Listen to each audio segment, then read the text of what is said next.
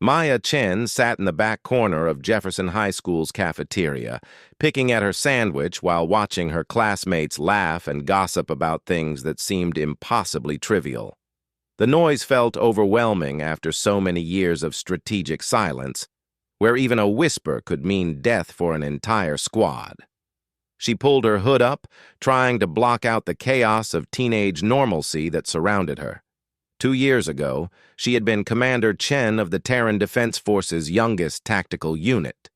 At 14, she had led humanity's most decisive victory against the Catherian Empire, earning medals that now sat hidden in a shoebox under her bed. Today, at 16, she couldn't even figure out how to join a conversation about homecoming dresses without feeling like an alien observing a foreign species. "Hey, Maya!" Jessica Martinez slid into the seat across from her, her bright smile faltering slightly when Maya instinctively tensed. "You're coming to Brad's party Friday night, right? Everyone's going to be there." Maya's hand moved unconsciously toward where her plasma pistol used to rest on her hip, finding only empty air. The movement was subtle, trained into her muscle memory through 3 years of constant warfare, but Jessica noticed the strange gesture and tilted her head in confusion. "I don't really do parties," Maya replied, her voice carrying the careful control that had once commanded respect from hardened soldiers twice her age. Even now, speaking to a classmate about weekend plans, she couldn't shake the habit of measuring each word for tactical advantage. "Come on, you never hang out with anyone. Don't you get lonely?" Jessica's concern seemed genuine, which made it worse somehow. Maya had learned to handle enemies and allies, but she had no training manual for handling genuine teenage friendship. Maya glanced around the cafeteria, automatically cataloging exit routes and potential cover positions. The habit died hard. She spotted Tyler Morrison at the popular kids' table, surrounded by his usual crowd of admirers.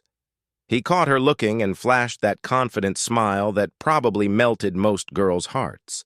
For Maya, it just reminded her of Lieutenant Rodriguez, who had smiled just like that 3 hours before the Catherian ambush tore his squad apart. "I'm fine on my own," Maya said, standing abruptly. Her movement was too quick, too precise, carrying none of the casual awkwardness that normal teenagers possessed. Jessica blinked in surprise as Maya gathered her things with military efficiency. The bell rang, and Maya navigated through the crowded hallway with unconscious tactical precision, avoiding bottlenecks and maintaining optimal positioning. Her classmates flowed around her like water around a stone, sensing something different about her without understanding what. She heard fragments of conversations about tests, relationships, college applications, concerns that felt like echoes from another lifetime. In AP history, Mrs. Patterson was discussing the recent peace treaty between Earth and the Catherian Empire. Maya stared down at her desk, her jaw clenched as her teacher described the war in sanitized textbook language that bore no resemblance to the reality she had lived. The conflict lasted 3 years and resulted in an estimated 2.3 million casualties before peace negotiations began, Mrs. Patterson announced to the class. The war officially ended when a surprise tactical victory by Terran forces at the Battle of Proxima 7 forced the Catherians to the negotiating table. Maya's pen snapped in her grip. She had planned that battle. She had watched good soldiers die executing her strategies. The surprise tactical victory had cost her 43 men and women, each name permanently etched in her memory. She could still see Captain Williams's face when the orbital bombardment caught his position, still hear Sergeant Kim's last transmission before the communication arrays went dark. "Maya, are you all right?" Mrs. Patterson had noticed the broken pen and the tension in Maya's shoulders. "I'm fine," Maya lied, the same lie she had been telling for 2 years. She was not fine. She hadn't been fine since the day the peace accords were signed, and she was quietly discharged from service, her contributions classified beyond public knowledge. Officially, Commander Chen had never existed. Officially, the youngest military commander in human history was just a normal teenager trying to pass AP history. After school, Maya walked home through suburban streets that felt like a maze designed by someone who had never considered defensive positioning. Cookie-cutter houses lined perfectly straight roads with no natural cover, no elevated positions, no clear sight lines. It was peaceful, her mother always said. It was vulnerable, Maya thought every single day. Her house sat at the end of a cul-de-sac, chosen by her parents for its quiet neighborhood feel. Maya had immediately noted that it was also a tactical dead end with limited escape routes, but she had learned to keep such observations to herself.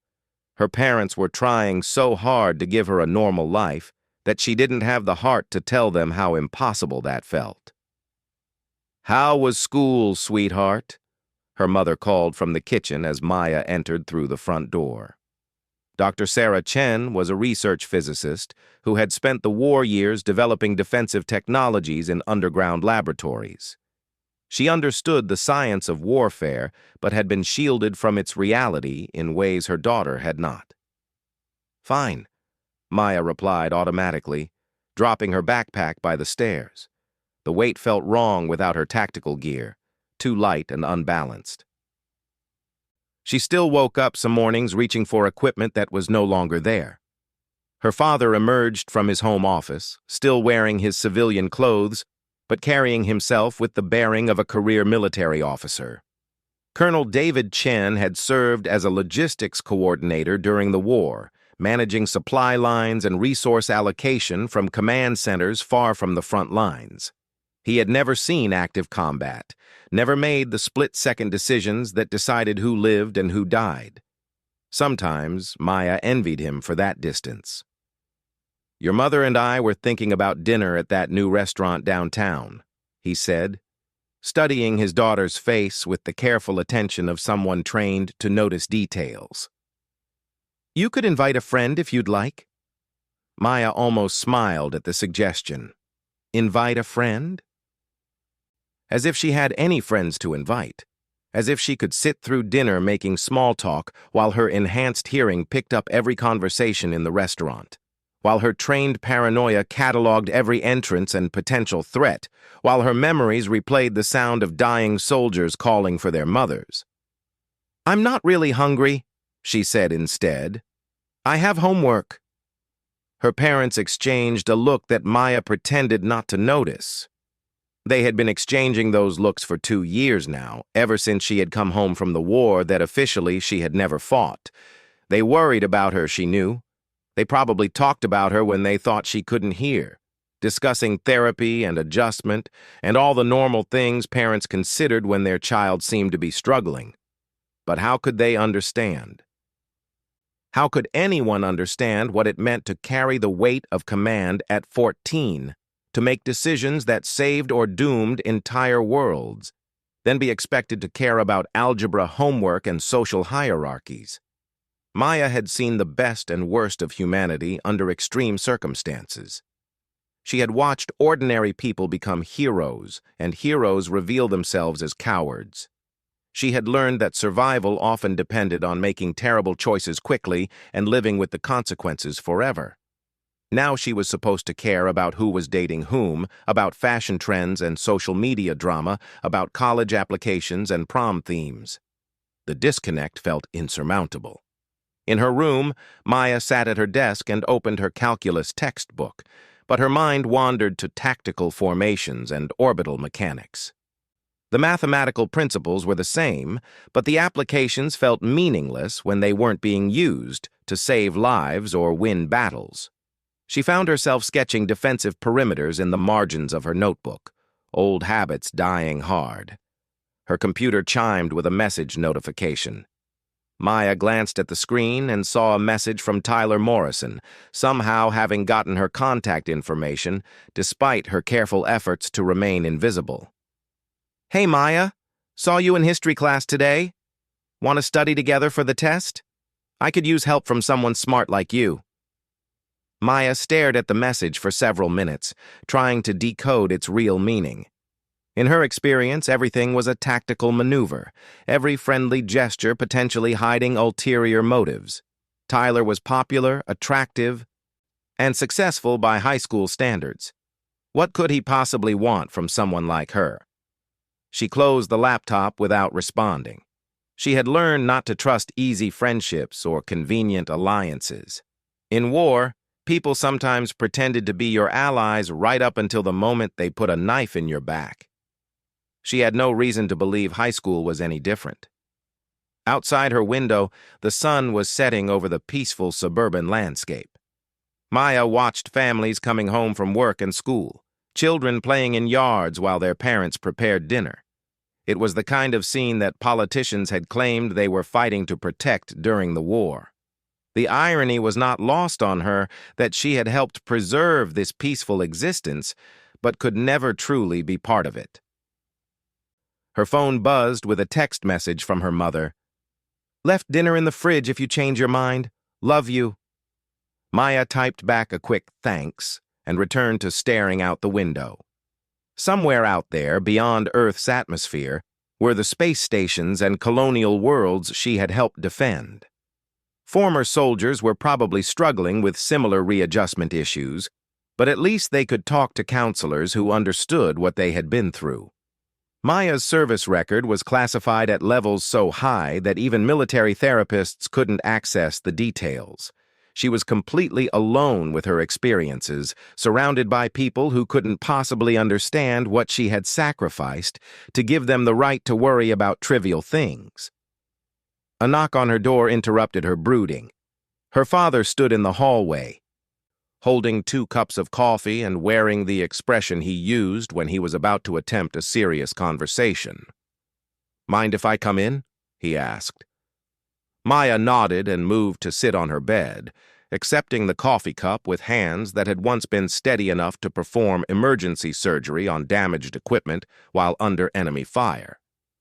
Now they occasionally trembled when she tried to write essays about literature or history, subjects that felt impossibly removed from reality. "Your mother and I are concerned about you," her father began, settling into the chair at her desk.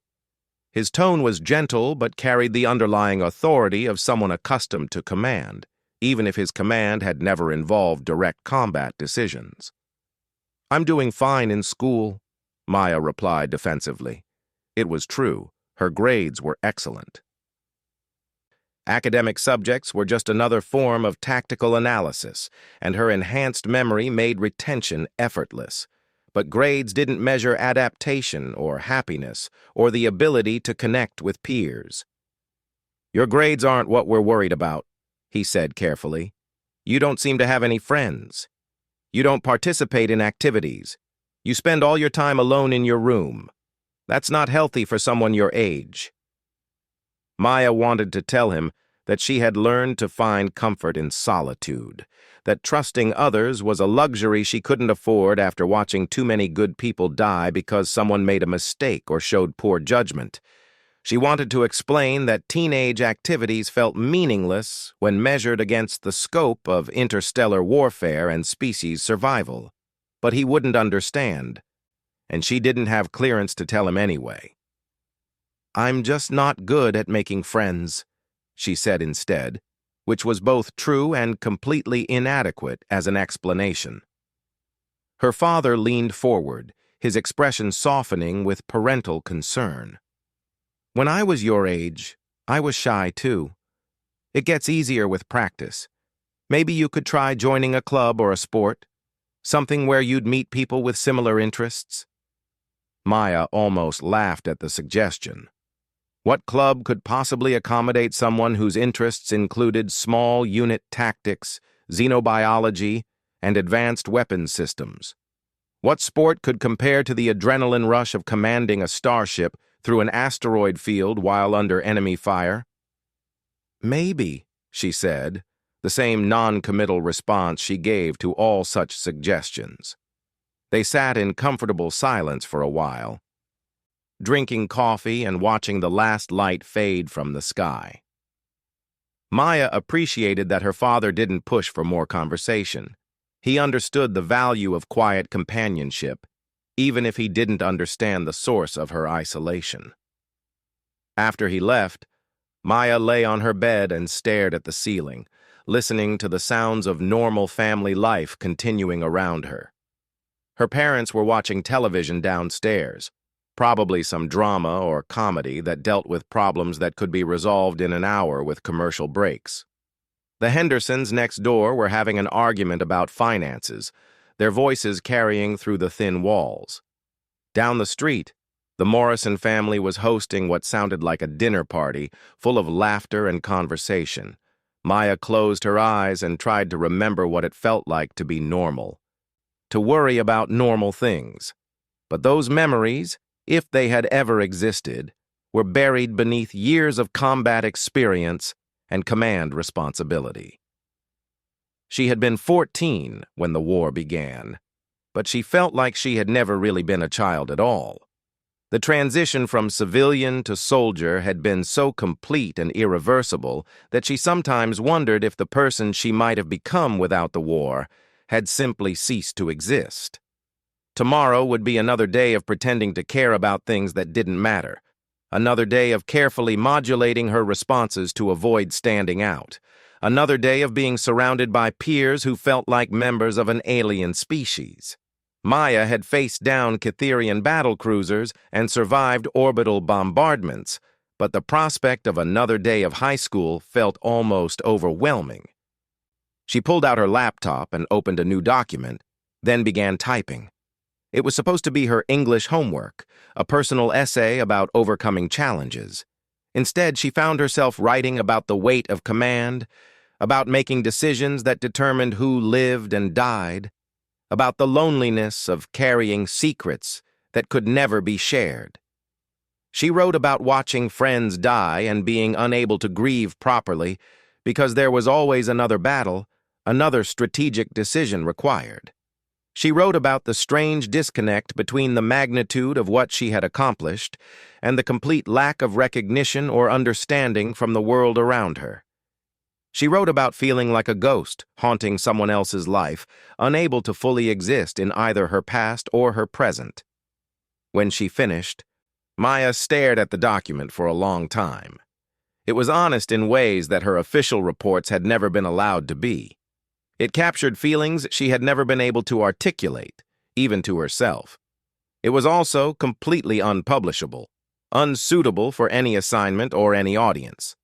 She saved the file with a random name and buried it in a folder deep within her computer's directory structure. Someday, maybe decades from now when the classification periods expired, someone might read it and understand what it had been like to be her. Or maybe not.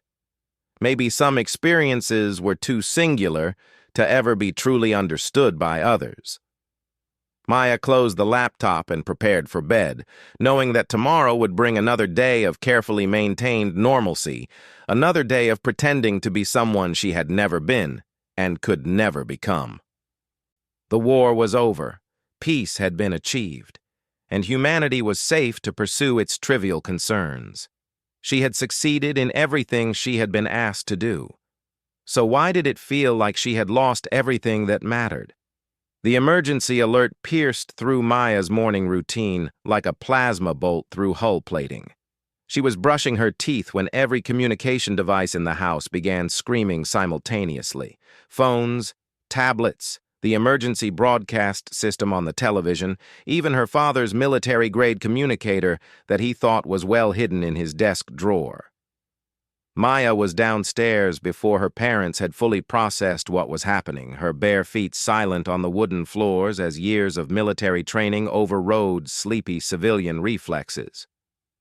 The television displayed the same message across all channels. Emergency broadcast, unknown vessels detected in Earth orbit. Seek shelter immediately. This is not a drill. Her father appeared at the top of the stairs, his face pale and his hand already reaching for his phone. Her mother emerged from the kitchen, still holding a coffee mug with hands that had begun to shake. They both looked to Maya instinctively, some primal recognition of her competence overriding their parental instincts to protect her. "Maya, Get dressed and pack a go-bag, her father said, his voice shifting into the clipped tones of military authority. Essential items only. We need to be ready to move in 10 minutes. But Maya was already moving, her mind automatically shifting into combat mode as she processed the limited information available. Unknown vessels meant potential invasion. Earth orbit meant they had already penetrated the outer defense perimeter. The emergency alert meant that whatever was happening was beyond the scope of normal diplomatic or military channels. She was back upstairs and pulling on clothes before her conscious mind had fully caught up with her body's response.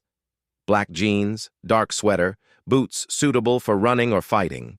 Outfit selection based on tactical utility rather than teenage fashion considerations. Her hands moved without conscious thought, muscle memory guiding her through preparations she had hoped never to need again. The go-bag was assembled with military efficiency, multi-tool, first aid kit, water purification tablets, emergency rations, change of clothes, portable electronics, cash, identity documents. Items that most teenagers wouldn't even think to include in an emergency kit, but which Maya's training had embedded so deeply that she couldn't conceive of leaving without them. Downstairs, her parents were glued to the television, trying to extract useful information from the increasingly frantic news reports. The anchors were clearly struggling with incomplete information, repeating the same basic facts while speculation ran wild in the absence of official updates. Sources at the Pentagon report that the vessels appeared without warning approximately 30 minutes ago, a well-dressed woman read from her tablet, her professional composure beginning to crack. No response has been received to standard communication protocols. Military leaders are reportedly in emergency session with the president. Maya's enhanced hearing picked up sounds that her parents missed.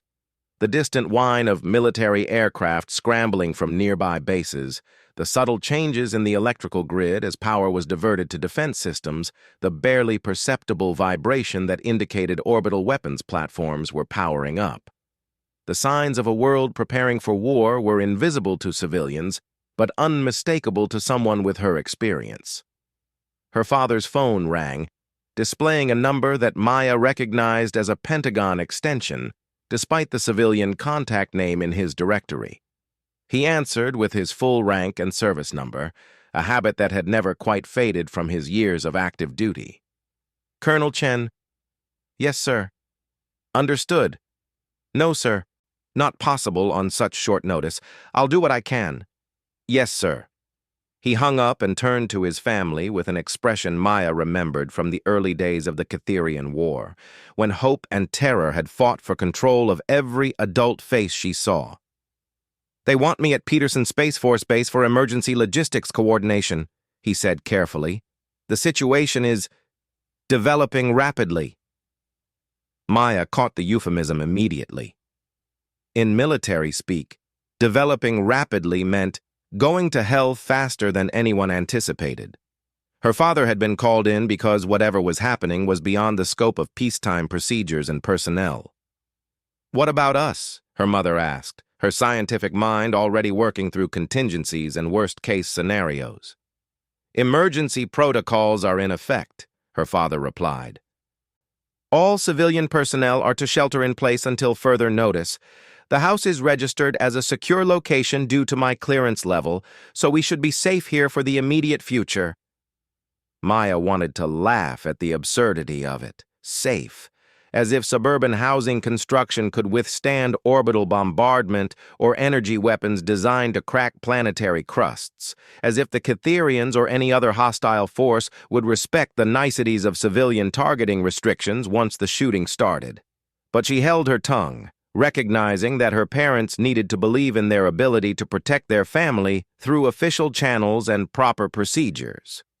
They were good people doing their best in an impossible situation, and she had no right to destroy their illusions with hard truths they weren't equipped to handle. The television continued its stream of inadequate information, but Maya was already processing tactical implications at a level her parents couldn't access. Unknown vessels in Earth orbit meant that either the entire early warning network had failed catastrophically, or these ships possessed stealth technology beyond anything in the known database. Neither option was reassuring. If the ships were Cytherian, it meant the peace treaty had been a deception, buying time for them to develop new capabilities or new strategies. If they were from some other species, it meant that humanity's knowledge of the galactic political situation was far more limited than anyone had suspected. Either way, Earth was facing a threat for which it might be unprepared. Maya's phone buzzed with a text message from Jessica Martinez. "OMG, are you seeing this? Are we all going to die? I'm so scared."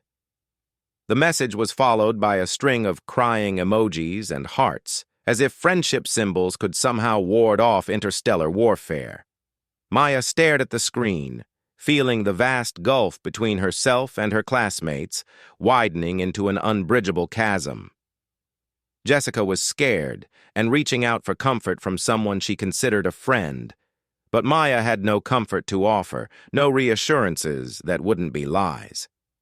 Instead of responding, Maya opened her laptop and began accessing networks that officially she no longer had clearance to reach.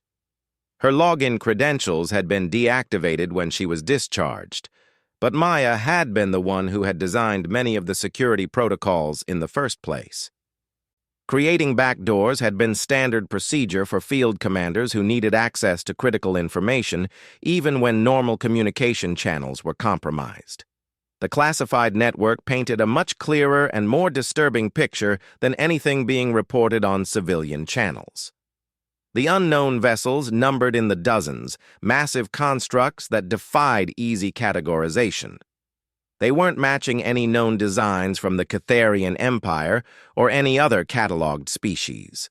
Their technology signatures were completely unfamiliar, operating on principles that human science couldn't readily explain.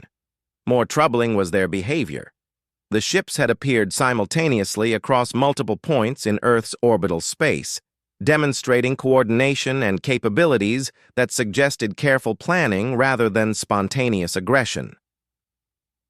They were maintaining precise formations while slowly closing toward the planet, ignoring all communication attempts and showing no response to the military vessels scrambling to intercept them.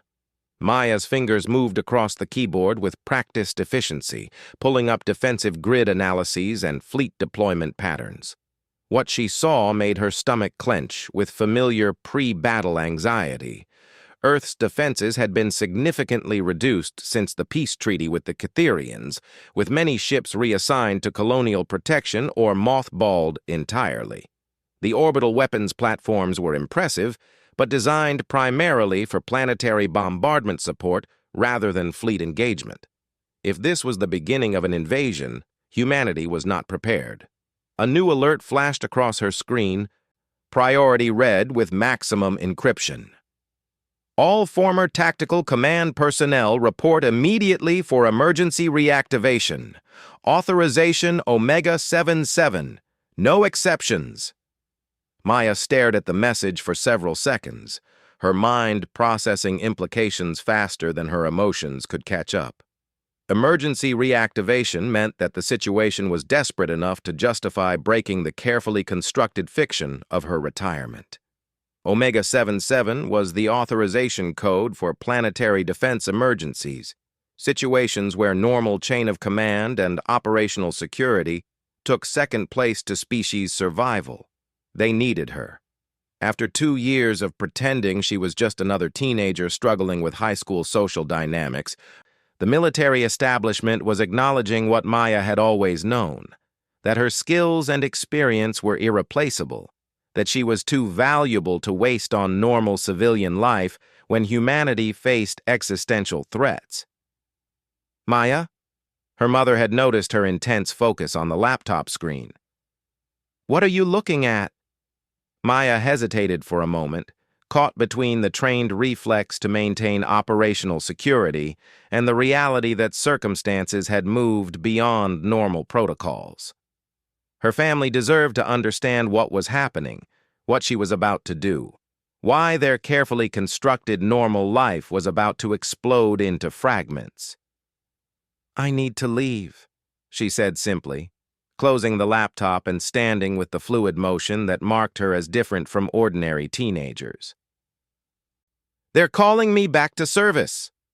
Her parents exchanged that look again, but this time it carried a different weight. They had always known, on some level, that Maya's military service had been more significant than the vague cover stories suggested. Her reflexes, her knowledge, her casual competence with things that normal children never encountered, all of it pointed to experiences far beyond what a typical support role would provide. "You're 16, her mother said weakly. "You're supposed to be in school." "I was 14 when they made me a commander," Maya replied, her voice carrying the weight of authority that had never really left her.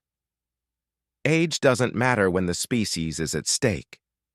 Her father nodded slowly, military pragmatism overriding parental protectiveness. He understood chain of command and emergency protocols, even if he didn't understand exactly what his daughter's role had been during the war. "What do you need from us?" he asked. "Stay here. Follow emergency protocols. Don't try to contact me through normal channels." Maya was already moving toward the door, her go-bag slung over one shoulder like she was heading to school instead of potentially to war. "If this goes badly, if the defenses fail, head for the underground shelters at Peterson. Dad's clearance should get you access."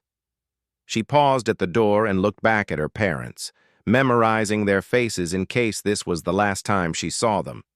They looked older than she remembered, more fragile, like people who had been protected from reality for too long. Maya had tried to be their normal daughter, their greatest success in moving beyond the trauma of war, but she had never been normal, and circumstances had never really allowed her to try. "I love you both," she said, words that had always been difficult for her to express. Emotional vulnerability was a luxury that commanders couldn't afford, but some things needed to be said while there was still time. "We love you too," her mother replied, tears beginning to form in her eyes. "Be careful. Come home to us." Maya nodded and stepped outside into a world that was holding its breath. The suburban streets looked exactly the same as they had an hour earlier, but everything had changed. Neighbors were clustered in small groups, pointing at the sky and talking in hushed, worried voices. Children were crying while adults tried to maintain composure they didn't feel. The illusion of safety and normalcy had been stripped away, revealing the underlying fragility that Maya had never been able to forget. She walked toward the main road with measured steps, already planning transportation options and calculating travel time to the nearest military installation. Her civilian facade was crumbling away like old paint, revealing the soldier beneath who had never really gone away. Behind her, the house that had been her sanctuary for 2 years grew smaller in the distance. Ahead lay a world preparing for war, a military establishment that needed her skills, and the possibility that everything she had helped protect during the last conflict might be lost in this new one. Maya Chen was returning to the profession that had defined her, that had stolen her childhood and given her purpose in return. As she reached the main road and saw the military transport vehicles beginning to appear, she felt something she hadn't experienced in 2 years. The relief of being exactly who she was supposed to be. The normal teenage life had been an experiment, a noble attempt to give her something approaching a civilian existence. But as the transport vehicle pulled up and the uniformed driver saluted her with the respect due to her actual rank, Maya realized that some experiments were destined to fail. She was Commander Chen again, and the galaxy was once more at war. The ride to the command center passed in tense silence, but Maya's mind was anything but quiet. She was already processing tactical scenarios, analyzing what little intelligence was available about the unknown vessels, planning for contingencies that her training had embedded so deeply that they functioned like autonomous subroutines in her consciousness. Whatever was coming, Whatever these new enemies wanted, humanity would face it with every resource at its disposal, and that included the teenage girl who had never really been a teenager, the commander who had never really retired, the weapon that had been carefully disguised as a normal high school student. Maya stared out the window at the familiar landscape rushing past and felt a complex mixture of dread and anticipation. The peaceful world she had tried so hard to join was about to be tested again, and she was the one they called when peaceful solutions were no longer sufficient. The war had never really ended. It had just been waiting for her to come home. The Strategic Command Center buzzed with controlled chaos as Maya stepped through the blast doors for the first time in 2 years. Officers and analysts moved with practiced urgency, their faces illuminated by the glow of tactical displays showing the deteriorating situation in Earth's orbital space. The familiar sights and sounds hit Maya like a wave of memories, both welcome and painful. Admiral Harrison looked up from the central command table as she approached, his weathered face showing a mixture of relief and regret. He had been the one to sign her discharge papers 2 years ago, officially ending the career of the youngest fleet commander in human history. Now circumstances had forced him to call her back to a life he had hoped she could escape. Commander Chen, reporting for duty. "Sir," Maya said, her voice automatically shifting to the crisp military tones that had commanded respect from officers decades older than herself. "Thank God," Harrison replied, dispensing with formal protocol in the face of crisis. "We need your tactical assessment immediately. The situation has deteriorated significantly since the initial alert." Maya moved to the command table and immediately began processing the displayed information. The holographic projection showed Earth surrounded by 47 unknown vessels, each one easily twice the size of humanity's largest battleships. They had maintained their slow approach for the past 3 hours, ignoring all communication attempts and showing no reaction to the defensive positions taken by Earth's fleet. "Have you attempted any direct engagement?" Maya asked, her fingers dancing across the control interface with the muscle memory of someone who had once lived at these stations. "Negative. The President ordered defensive positions only pending further intelligence." Admiral Harrison's tone suggested his personal opinion of that decision. "Political leadership is hoping for a diplomatic solution." Maya studied the formation patterns of the alien vessels, noting details that others might miss. The ships were positioned with mathematical precision, creating overlapping fields of coverage that would make any approach extremely costly. But more interesting was what they weren't doing. No energy weapon charging signatures, no deployment of fighter craft, no jamming of communication frequencies. "Sir, I don't think they're here to attack," Maya said, her statement causing several nearby officers to turn and stare. "Look at their positioning. If they wanted to bombard the planet or engage our fleet, they would have done it already. This formation is defensive, not offensive." "Then what do they want?" Harrison asked, the strain of the past few hours evident in his voice. Before Maya could respond, every communication device in the command center activated simultaneously.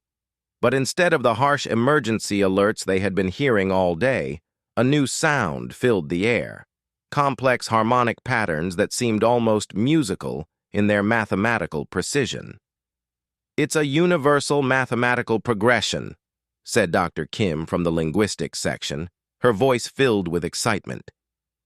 "They're trying to establish baseline communication parameters."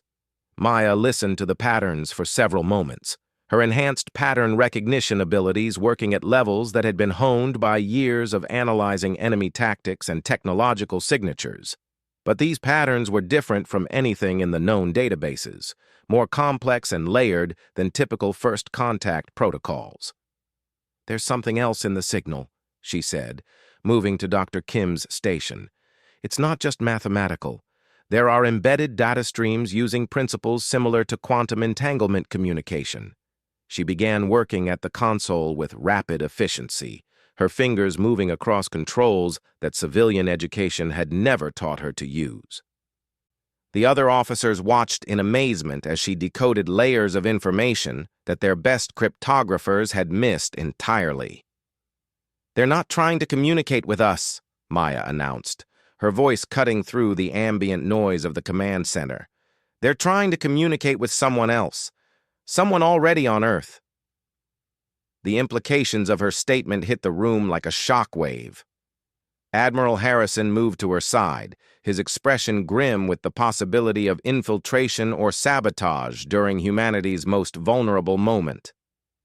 "Explain," he ordered.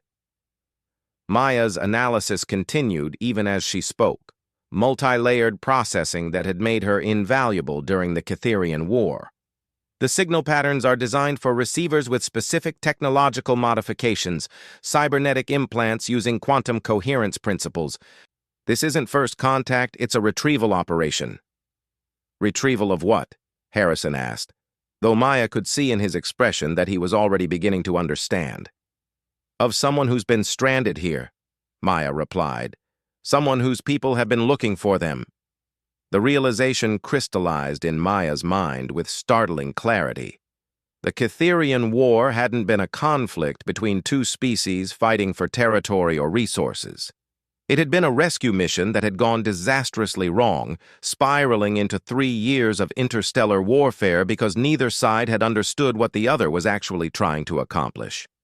"Sir, I need access to the Catherian prisoner records from the war," Maya said, her mind racing through possibilities and connections. "Specifically, any individuals who survived initial capture and showed signs of technological integration." Admiral Harrison hesitated for only a moment before authorizing the access. Maya's clearance level had technically been revoked, but in crisis situations, practical necessity overrode bureaucratic limitations. The files appeared on her screen within seconds. Maya scrolled through records of captured Catherian personnel, looking for patterns that hadn't been obvious during the war itself. Most prisoners had died shortly after capture, their physiology apparently incompatible with Earth's atmosphere and medical facilities. But a few had survived, showing unusual adaptability and technological integration that had puzzled xenobiologists for years. "There," she said, highlighting a specific file. "Dr. Zethkree, captured during the Battle of Titan, survived for 18 months in our custody before disappearing during a prisoner transfer.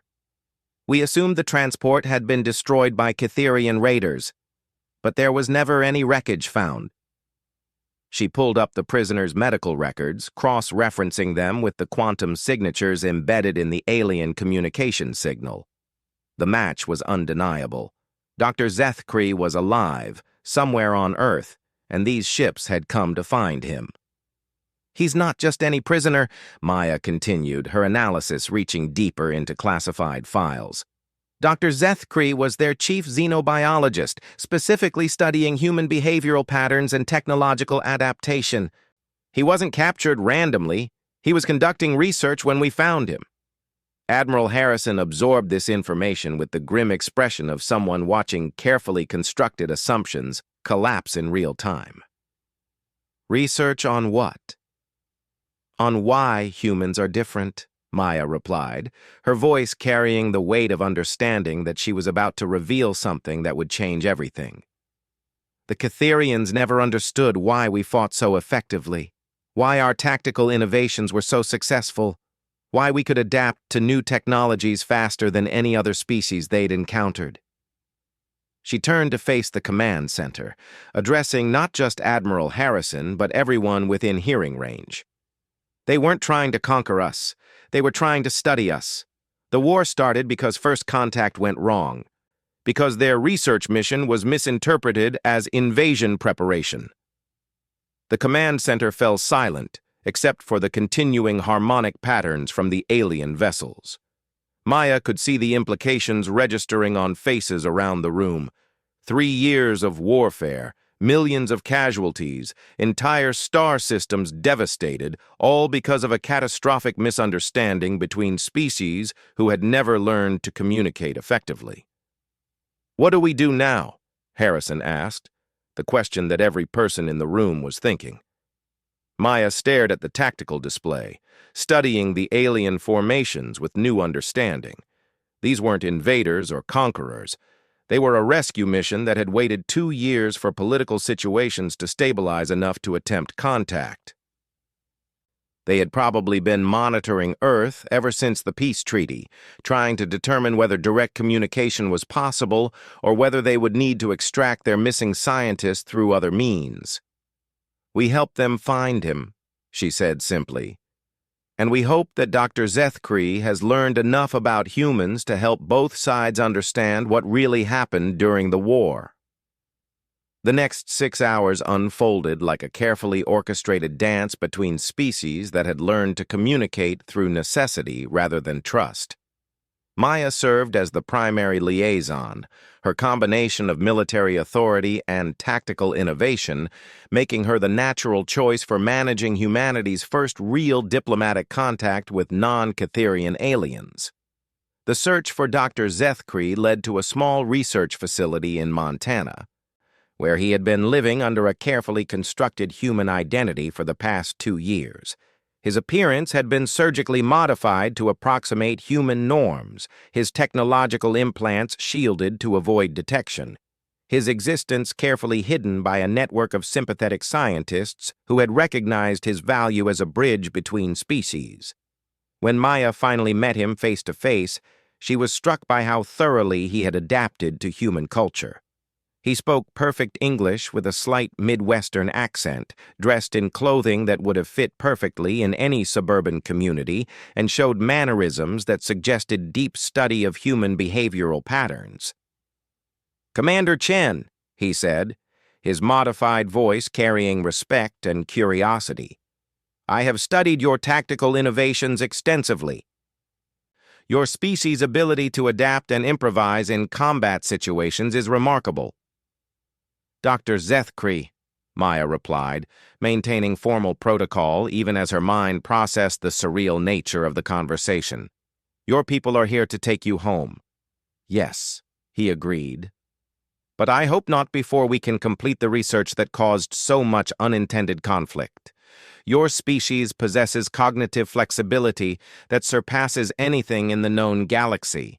Understanding how and why could benefit everyone." Maya found herself laughing, despite the seriousness of the situation. "So we fought a 3-year war because you thought we were interesting?"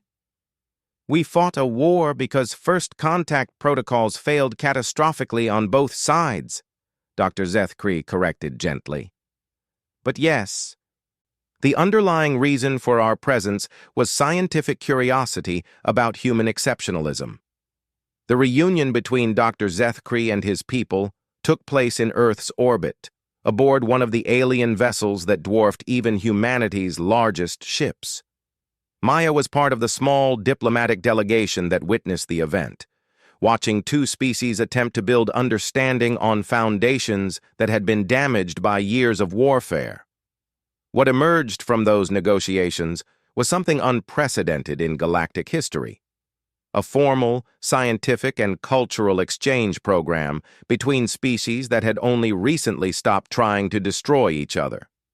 Dr. Zethkree would remain on Earth for another year, but now openly and with the full cooperation of human authorities. In return, selected human representatives would travel to Catherian space to study their technologies and social structures. Maya was offered a position as the primary human liaison, a role that would essentially make her Earth's first interstellar ambassador. The irony was not lost on her that the teenage girl who couldn't fit into high school social dynamics was being asked to manage relationships between entire species. But for the first time in 2 years, Maya found herself hesitating before accepting a military assignment. The crisis had reminded her of how much she valued her skills and experience, but it had also shown her something else: that her parents' love and support had never been conditional on her being normal, that her classmates' friendship had been offered without knowledge of her true capabilities, that the possibility of belonging somewhere didn't necessarily require abandoning who she really was.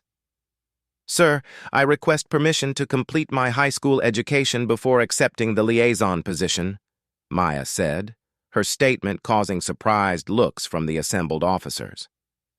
The galaxy has waited this long to understand humans. It can wait another year and a half. Admiral Harrison studied her face carefully, recognizing the significance of her decision. Are you certain, Commander? This opportunity may not come again. Maya smiled, feeling a sense of peace that had eluded her for months. I spent 3 years learning to be a soldier and 2 years failing to learn how to be a civilian. Maybe it's time I learned how to be both. The walk home from the command center took Maya through the same suburban streets that had felt like alien territory just days before. But now they looked different. Not because the landscape had changed, but because her understanding of her place in it had shifted. She wasn't trying to replace her military identity with a civilian one anymore. She was learning to integrate both parts of herself into something new. Her parents were waiting when she arrived, their relief evident despite their attempts to maintain composure. The emergency alert had been lifted hours earlier, replaced by carefully worded official statements about successful diplomatic contact with previously unknown allies.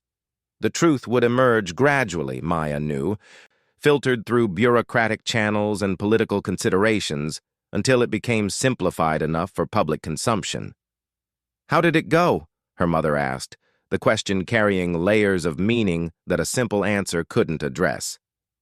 Better than expected, Maya replied, settling into the couch between her parents like a normal teenager returning home from a significant experience. We avoided another war, established formal diplomatic relations with a new species, and probably changed the direction of human development for the next century. Her father laughed, the sound carrying relief and pride in equal measure. Just another day at the office, then? Something like that, Maya agreed, allowing herself to enjoy the moment of family normalcy that no longer felt like a performance or a failed experiment. Her phone buzzed with a text message from Jessica Martinez. OMG, Maya, I saw on the news that the aliens were actually friendly. That's so cool. Want to hang out this weekend and talk about it? I have so many questions. Maya stared at the message for a moment, then typed back, Sure, I'd like that. Fair warning, though. My answers might be more interesting than you expect. The response came back immediately. Even better. See you Monday at school. Maya set her phone aside and looked around the living room that had felt like a stage set for the past 2 years. Her parents were watching her with expressions of curiosity and concern, probably wondering whether their daughter was about to disappear into classified military operations again. I'm staying, she told them, answering the question they hadn't asked. I'm going to finish high school, try to figure out how to be a normal teenager with extremely abnormal experiences, and maybe learn something about being human that all my tactical training never taught me. And after graduation, her mother asked. Maya smiled, thinking about interstellar diplomatic missions and cultural exchange programs that would stretch the boundaries of everything humans thought they knew about the universe. After graduation, I think I'm going to help our species grow up a little. But that's a problem for future Maya to solve. For now, she was content to sit with her parents and watch familiar television programs about fictional problems that could be resolved in an hour with commercial breaks. Tomorrow, she would return to Jefferson High School, where Tyler Morrison would probably still be charming, and Jessica Martinez would want to discuss alien contact over lunch, and Maya would try to navigate social dynamics that were more complex than interstellar warfare in their own unique way. She was Commander Chen, the tactical genius who had helped save humanity during its darkest hour. She was also Maya, the 16-year-old girl who struggled with algebra homework and had never been to a school dance. Both identities were real, both were valuable, and maybe it was finally time to stop treating them as mutually exclusive. The war was over. The peace was holding, and Maya Chen was exactly where she belonged, caught between the stars and suburban normalcy, learning to be extraordinary in the most ordinary ways possible. Outside her window, the night sky looked the same as it always had, but Maya knew that somewhere up there, new friends and old enemies were learning to understand each other for the first time. It was a good start to what promised to be an interesting future, and Maya would be ready for it whenever it came calling. But until then, she had homework to finish and social dynamics to figure out. Challenges that were proving to be just as complex as anything she had faced in combat. Some battles, she was learning, were worth fighting even when victory looked nothing like what you expected it to be.